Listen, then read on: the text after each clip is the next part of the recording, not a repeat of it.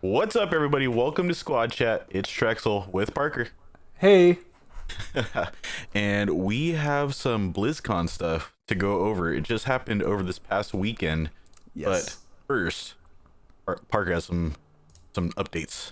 Yeah, so last week we talked about delays and what games are being delayed and how long they're being delayed for, and a lot of it had to do with Ubisoft. Well, I just wanted to say, for the record, Trex, we do not lie on this Never podcast. lie. Not a single lie has ever been told, because last week we said, hey, I bet all these Ubisoft games that are being delayed are going to be the console Ender and Beginner. They're going to be that weird crossover game that's on both consoles. Yep. Turns out that was confirmed by Ubisoft like the Thursday after we recorded. So we were 100% right about that. As well as so on top of that news, Battlefield is also being delayed until it sounds like till just next gen. It could be a thing where we see it next year, but it sounds like EA is just putting all of their love for next year into Apex Legends. So if you're into Apex Legends, all of EA's resources as far as shooters go will be put into that game. So expect amazing things in Apex Legends next year if you're still playing that game. That's basically it. I just want to say that we were right, and it feels good to be right sometimes. Always right. So, Go get a lotto ticket. you get good info on this podcast. That's what I wanted to say. So let's just jump right into it. BlizzCon started on Friday of last week, and it started off with a somber little statement made by J. Allen Brack. I think that's how you say his name. I don't remember. Yeah, that's it. Basically, he went over he called it the Hearthstone moment. He basically apologized for what had happened. He said they were too quick to react and too late to respond to the community, pretty much. At no points were the terms Hong Kong used or Blitzchung or his real name. He was never mentioned during the apology, so people are still kind of like a half apology. They're like, hey, sorry that you guys got upset, but let's move on. Yeah. Like, what is that? Like, I mean, it's the most empty thing. It's the most empty corporate. You've used the term tone deaf on the podcast. I think that's exactly what that was. Mm-hmm. It was just, we might as well clear the air. And it's one of those statements where, like, at the time I was like, hey, that's smart. They talked about it first. But the more I sat on it, the more I was like, wait a minute. Yeah, it was definitely a corporate apology. Yeah, it was just, we're sorry that you're mad. And it helped like that he looked emotional when he was saying it. Like, he seems like a very honest guy. I'm sure that he, if it were up to him, he'd give a more honest apology, but corporate does corporate things. Well, when you've got the corporate snipers trained on you when you're up on stage, it's hard to it's hard to say what you really think. Yeah. But to be expected, there were protests throughout BlizzCon. People wearing the Free Hong Kong shirts. There was some hecklers during a WoW Q&A. But I mean, nobody got hurt, which I'm happy for, because it seemed like it was going to get a little dangerous there for a while.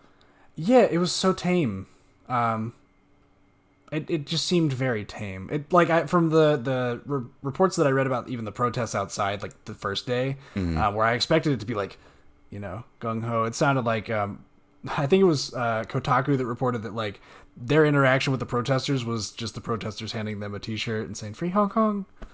Like they just like they said okay, and like security wasn't even bothered at all. Like it seemed very like both sides were pretty like respectful of the whole deal. Which it seemed like nobody wanted to ruin anybody's day with it, which was weird. It's really weird for a protest, but I'm glad that it didn't escalate beyond that point.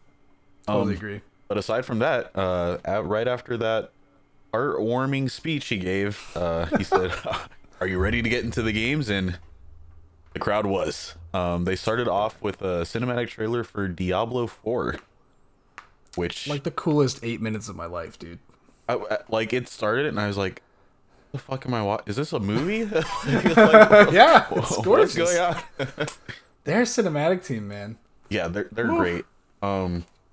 It's looking like Diablo's gonna be a lot more dark. They use that term a lot during their keynotes and while they were presenting it for the first time.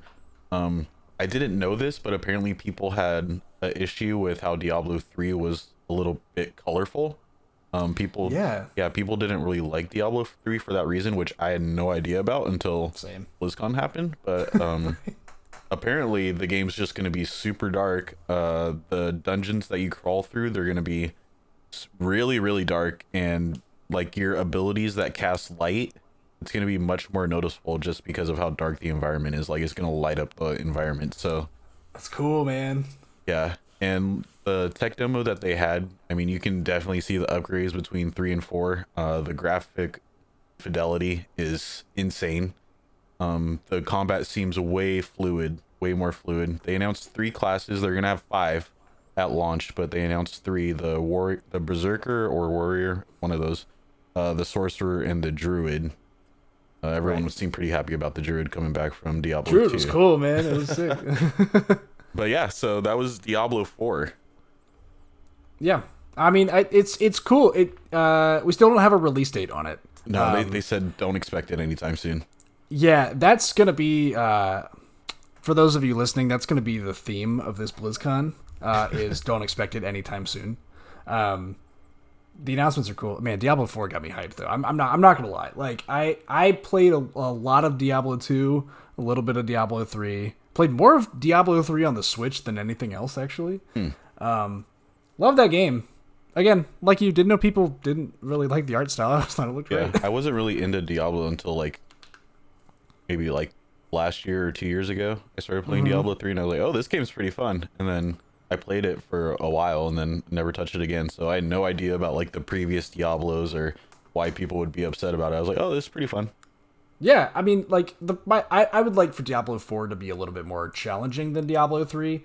I felt like no matter what I did in Diablo 3, like it was just like click, click, click, click, click, click, click, and I was killing massive swarms of enemies. So I'd like for it to be a little bit more difficult than that going forward. But yeah, I'm excited either way. I mean, like just something with a new new graphics engine, new lighting. Oh, it's gonna be good.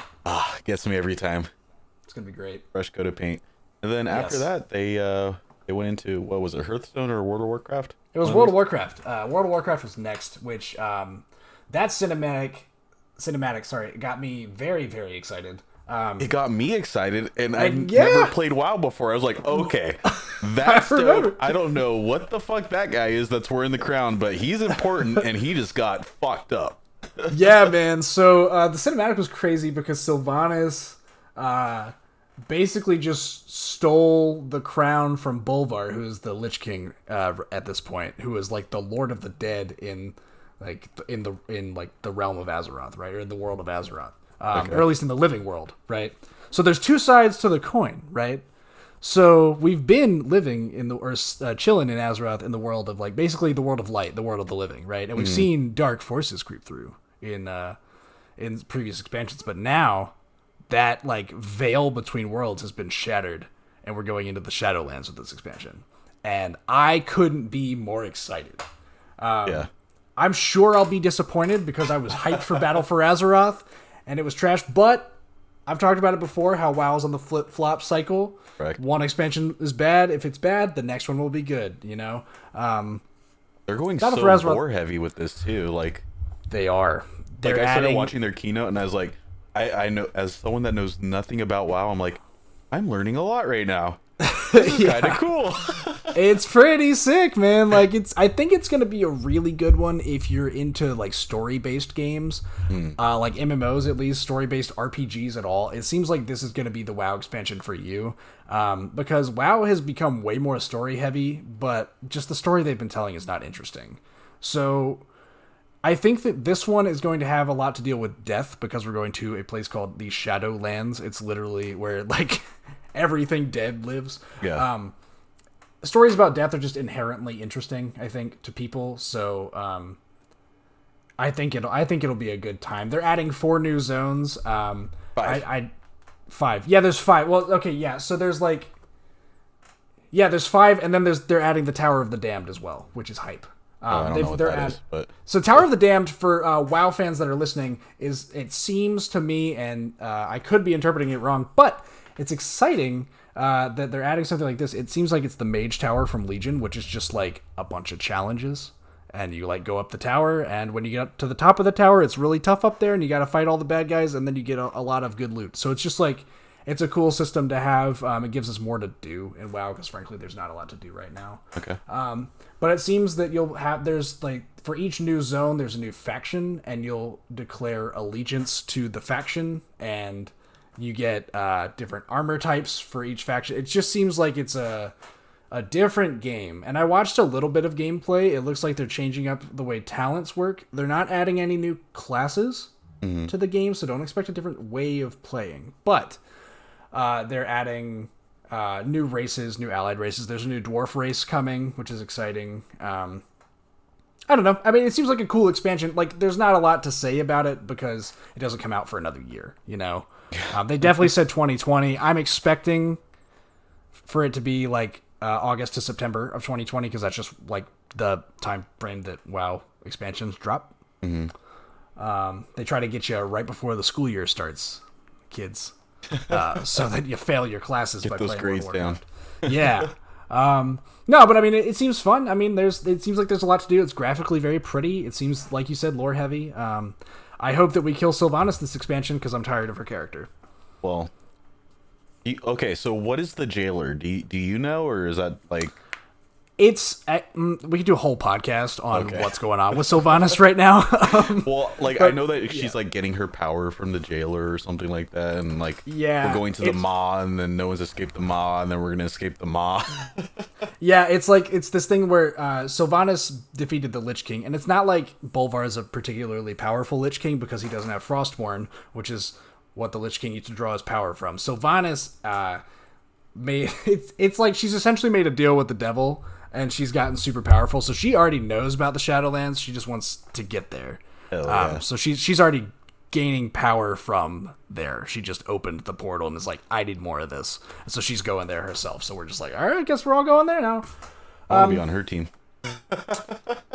You know, and a lot of people do, and a lot of people don't. So it's going to be a very interesting thing. Maybe it'll unite Azeroth, which would be nice. It's always nice when we're like united fighting a cause, like between Horde and Alliance. But I feel like I've talked about WoW a lot more than we talked about Diablo. But I'm very excited. I mean, it's got me jazzed. Yeah, World of Warcraft is in a good place right now, I think. But yeah. And then next was Hearthstone. Yeah. Yeah, which I won't talk about that as much as World of Warcraft because I don't care. Hearthstone is fine. I try to play it more, even after the Blitzchung thing. Don't hate me in the comments. But I really tried to get back into it. It's so simple, and they're adding a new mode, right? So they're adding battlegrounds. So new expansion for Hearthstone. It's all about dragons, which is cool because we're in the year of the dragon, and they're adding more dragons than they've ever dragoned. They use the word dragons a lot. Oh yeah, they did. But they're adding a new auto battler kind of game mode. It seems like their Hearthstone version of auto chess. That has, as of today, it's Tuesday, November 5th. That has been released now for virtual ticket holders and people that have pre-ordered the new set. So if you have done both of those things, what are you doing? You should have been playing it by now. Unless it sucks. Unless it sucks, which I'll get into that in a minute. But for everybody else, it'll be open beta next week, so look forward to that, I guess. It's something new. People have been wanting, like Hearthstone, the fan base has been wanting new modes for forever. That's why the streaming community is abandoning it, and just at large, people are playing it less and less. So it's cool to see new life breathed into it, but I don't know. What do you think? I'll be interested to try the auto battler. I think I told you I like logged, because after they did all the announcements, I was like, oh, let's see how Hearthstone is. So I like logged in. I did one battle against a person. I won the battle and then I turned it off. And I was, it's pretty much the same game that as I left it. So yeah, I logged in when I logged in like a week and a half ago, 2 weeks ago. Like I logged in to play with a friend and we played, and I used the same deck that I had been using like half a year ago. Yeah, and it still did fine. I won games, I lost games, but like my win rate was over 50%, and frankly, that's all you need to get to legend, or legendaries. So, my deck was doing just as fine as it was, and that made me incredibly bored, because it was like, okay, cool. Like, if I had still been playing Hearthstone, like I would have been playing 6 months of the same thing. Yeah, for sure. I don't know, it feels old. And even Disguised Toast came back to BlizzCon, came back to Hearthstone for BlizzCon to play the auto battler. And he said it was like a couple of his tweets were like, like this is fine, but it seems very much like buff one unit, have the unit sweep. It just seems very, I don't know. With League of Legends, or with Riot dropping the TFT update tomorrow. Oh god. I don't know why I'd touch Hearthstone's auto battler. Like, I don't know. Hearthstone just seems like a boring topic to me lately. It's just like, you got Magic the Gathering Online, which has like over, what is it, like 80 million combinations with its cards. Oh, yeah. Like, I don't know, Hearthstone adding 100 cards and a new mode that's been done to death at this point by companies that know how to do it better. I just don't care. Yeah, for sure. I agree. Yeah. And then, speaking of Year of the Dragon, so Dragon was like a reoccurring theme this whole BlizzCon. They have the Dragon Deathwing mount in World of Warcraft that was like the secondary reason that made me want to play World of Warcraft. So, good job, Blizzard, sucking me in. You did it. They have the dragon update for Hearthstone, which it seemed to me like they'll add the dragons themselves, add a new mechanic to the game. I don't know. I haven't looked much into it because land Hearthstone isn't really interesting to me. Right. And then they also added Deathwing to Heroes of the Storm, their kind of MOBA that never gets touched. Yeah. Which I think I played once, so. I played a lot of it. My girlfriend and I played a lot of it when we first started dating, actually. And we were super into it. It sucks to see Heroes of the Storm and StarCraft 2 not really get touched at all, because Heroes of the Storm is a solid MOBA. I actually enjoy that game. It's faster than League, so I enjoy playing it. You can play more games in an hour. Okay. Than you can with League, where it's like, League has its big, long matches, and Heroes of the Storm felt quick. And so I liked that. Deathwing has been asked for since it started, so Oh, really? it's good to see, I guess. And then StarCraft 2 is just, I don't know, man. It felt like they were. It just feels like those children. Yeah, it's like StarCraft 2 is my favorite Blizzard game of all time, but it just sucks that it never gets much love anymore. Like, we could have had like every StarCraft project since the final StarCraft 2 set expansion has been canceled, so I don't know. Oof. Just hurts, man. It hurts. It's R.I.P. like, yeah, I just wish that RTSs in general were more of a thing. But yeah, I mean, that was the other side. But there is some actual exciting news from BlizzCon, believe it or not, in the form of Overwatch. Drum roll.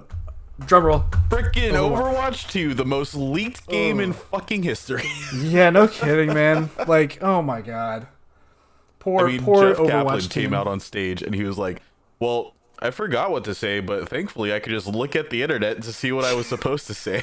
Yeah, jeez, man. Like, he was salty, and he has every right to be as salty as he was. Yeah, but I mean, so there was some loose lips for sure over at their team. But good God, they opened up with that cinematic. Oof.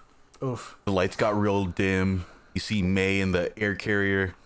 Winston, is there enough of us for this mission? Richard's like, cheerio, let's go. Yeah, it's just like my tears. My body couldn't handle how much emotion I had, and I don't even care about the Overwatch story. But like, for some reason, I care about the character. Jesus. Well, I mean, I care about it now, but it's like the story's been so convoluted and told so badly that it's like I don't even know what's going on. But I love the characters, and so I was tearing up. I was tearing up mad hard during that cinematic. I'm not even gonna lie. Yeah, I mean, I've always looked forward to the shorts, and it seems like they're releasing them less and less now, and it might be because of this game, honestly.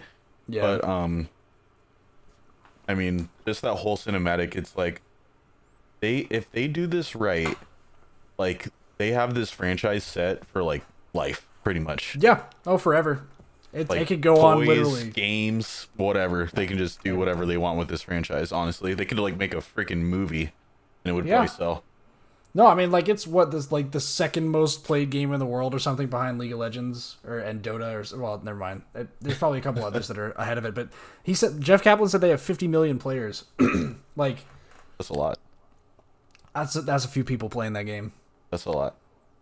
So for those of you that don't know, a brief overview of what Overwatch 2 will be.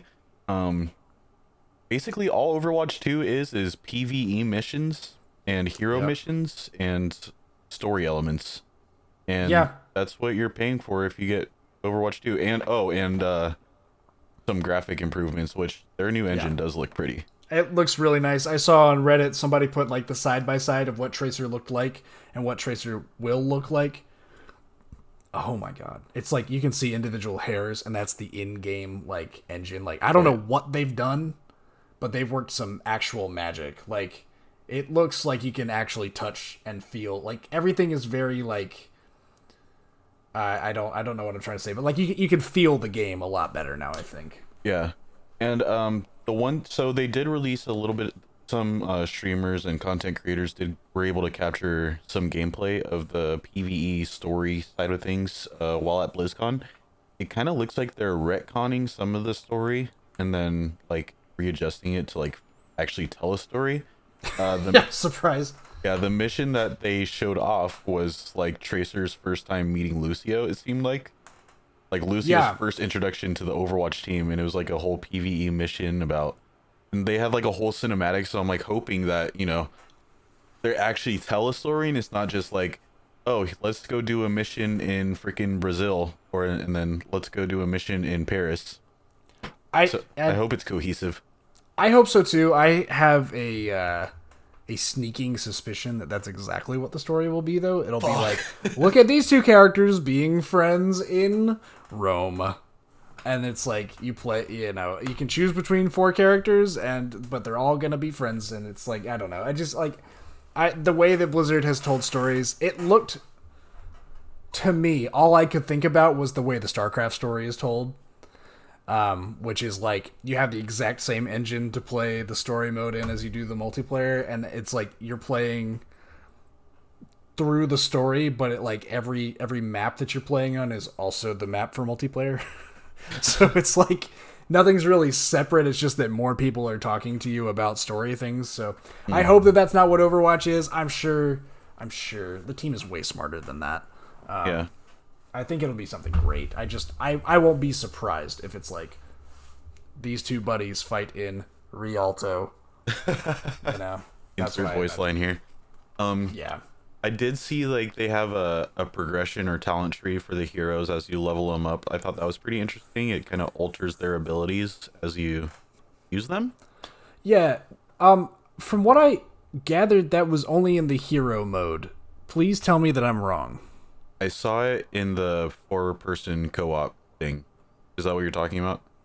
Well, because there's like hero mode and there's story mode, right? Mm-hmm. And hero mode is like just like the challenge mode, I guess, or whatever. It's like it's not the story-based PvE mode, It seemed like that was like just like endless challenge or horde mode or something, and like the more you played with a character, the more they leveled up. But I assume it's in story mode as well, because the story mode that they showed off, the person I was watching was playing Reinhardt, and when he did his fire strike, it like burned enemies over a period of time. It did a dot, so right. So I had questions about that. I have a lot of questions about Overwatch 2. And not necessarily everything's been answered, and I don't expect it to be answered for a long time, because the game is still it seems like the game is still very much in development. mm-hmm. I don't think the game is as far. us. I don't think the game is as far along as like I had been led to believe based on like some leaks and stuff. Not that I take leaks as the end all be all of information. I'm just saying like I don't know. I feel like the game still has a ways to go, which is not a bad thing. Mm-hmm. But I feel like they're just it looked to me like they're just reworking all the champions or all the heroes. So I don't know. I feel like we'll see a massive rework. I wonder if because Overwatch 1 and Overwatch 2 people will be able to play together. That's correct, right? The multiplayer portion. Yes. Right. So let me just go over that real quick for you. Yeah, sorry, I didn't mean to jump. So yeah. Like Parker said, Overwatch 1 and Overwatch 2 will have the same multiplayer. So essentially, all your skins will carry over from Overwatch 1 to Overwatch 2 as well. So essentially, if you have a buddy that doesn't want to buy Overwatch 2, but you want to buy Overwatch 2 for like the story stuff or whatever, you guys can still play multiplayer together. It seems like all the multiplayer is just going to be merged into one pot. You get to keep all your progression from your account, and which is it's a pretty new thing for sequels of games to do. Yeah, it's nuts, man. Yeah. I mean, like I kind of get it because like when going from Destiny 1 to Destiny 2, you're essentially like started your character over again, even though it was Yeah. like your character. So like I get that, like wanting to keep that progression going, but it kind of leads to the question of how much will this game actually cost? Like how much is it going to be worth, and are they going to have enough of the story elements to kind of justify their cost? Because that's really all you're paying for. But anyways, Yeah. all that to say, like if you don't want to buy Overwatch 2, you'll still get access to all the new heroes they release and all the new mode that they're releasing and all that stuff. Go ahead, Right. Parker. Oh, I was just like I was gonna say like if I just think that like if you could change up like how like Call of Duty there's like loadouts and stuff like you could change your gun and like put different sights on your gun and whatever. If that's the way that Overwatch 2 multiplayer goes, where it's like you can play as Tracer, but Tracer actually has like you know 18 different combinations of what her abilities can actually be. Everybody's playing a different Tracer, or like everybody's playing a different Reinhardt. Like I think that could be a crazy. That would be almost an impossible game to balance because they have Oh, like yeah, for 31 sure. champions, or hero. I keep saying champions. It's. Can we just agree on one term for like video game things? But yeah, no, like I feel like that'd be an impossible game to balance, but that could be like a real fun way to just rework the game because it seems like they just want to start fresh in a way. I don't blame them for wanting to call it Overwatch 2. I just wish they had called it like Overwatch's first DLC. Well, I read But also somewhere- new engine, so like Yeah. you gotta call it. It's like reinstalling like a motherboard. Like it's just a new system. Yeah. I also read somewhere that it's more akin to like Fortnite Chapter 2 rather than Overwatch 2. That makes So sense. it's That Overwatch 100%. 2. So that's kind of how I'm seeing it, just because Yeah. of how they're going about it. But it's gonna be interesting to learn more about the game going forward. I get where like because he did say like don't expect this game anytime soon, but how much are I they think actually gonna what he add? said. What he said was, "Leave us alone and let us make the game." Yeah, Jeff he Kaplan. was pretty salty. Yeah, and I mean, understandably so, right? Like your whole game got leaked, and you were so that's a whole thing. But yeah, what were you saying? Yeah. I want to see the price point of the game. That's number one for me. And Yeah, I want a more in-depth look at what's going to be Overwatch 2 exclusive that Overwatch 1 won't get.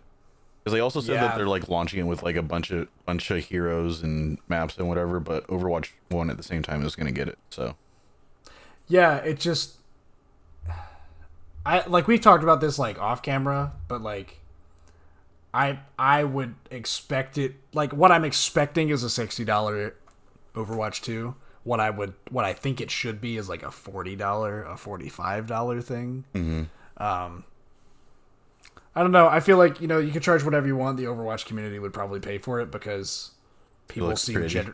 yeah, it looks pretty. I mean, like I didn't see as much like pushback as I thought I would see on the game. Because I mean, as soon as they made the announcement, we called it Overwatch DLC. So like, I mean, like I thought people would be like salty, but yeah, it doesn't look like people are like mad. It seems like everybody's accepting. Like they're like, yeah, no, it's cool. It's time to move on to something new. I mean, it's stuff that people have been asking for from the Overwatch team for so long Yeah. that they're finally getting it. So, I mean, what is there really to complain about ultimately until they release other information that they haven't yet? So, Yeah, I mean, we'll just have to hold on to it's- our pants. yeah, there's more to hear. Like that, I feel like overall, if you don't mind, if we just go into like how we feel about BlizzCon, Send it. I feel like the whole BlizzCon got leaked anyway. So basically, all they did was confirm leaks, which is fine. And they all made jokes about the leaks and whatever. I found BlizzCon pretty underwhelming because there's not a lot that I can do right now, and there's not a Yeah. lot to look forward to necessarily, because except for like WoW and like. Did they end up releasing a Warcraft 3 Reforged release date? I can't actually remember. I'll put that in the description of the I video. believe they if did. you bought a virtual ticket, you got access to it. The beta. Yeah. Yeah. If there's an actual release date, I'll put it in the description. But like, or I'll put it on the screen right now. So if you're just listening, look at the screen right now. I don't know. I feel like BlizzCon was fine.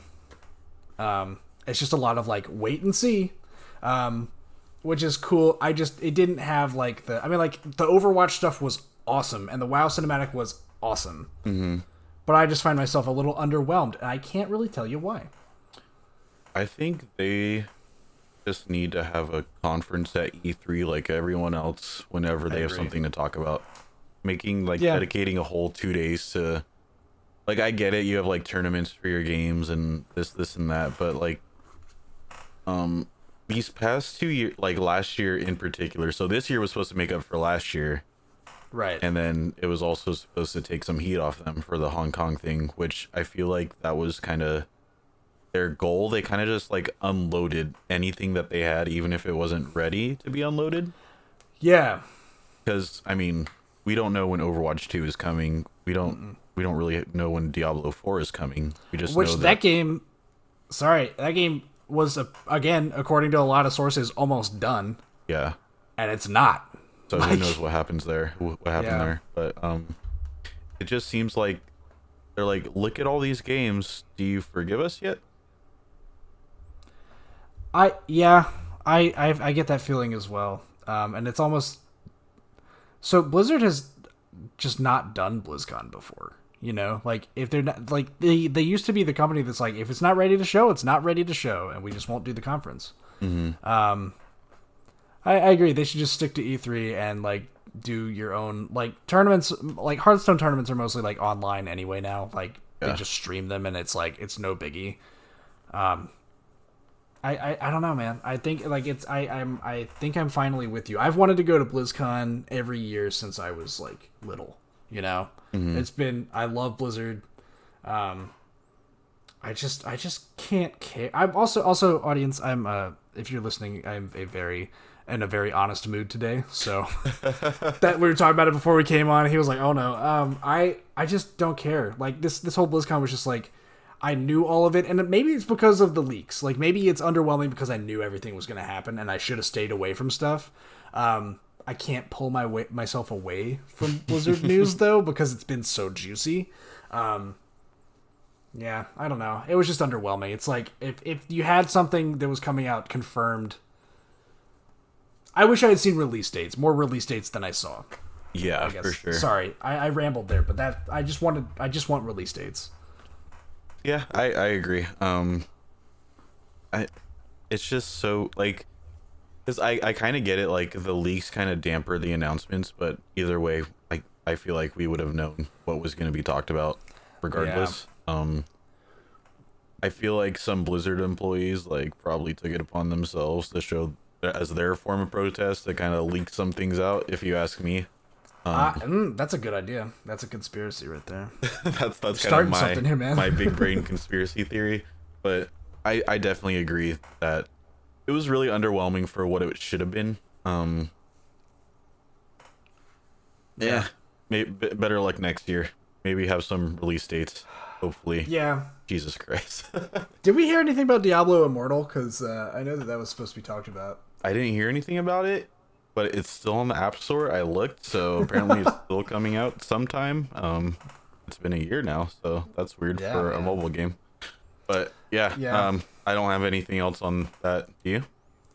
No, not really. Just get good, Blizzard. Yeah. You know. GG, no re. Anyways, that was Squad Chat. Some things to look forward to this week. Our COD review should be dropping sometime this week. Woo. As well as another mini chat. So look forward to a content-filled week from us. Yes, it'll be a good one. And with that, watch that out. Watch that out. Bye. Peace.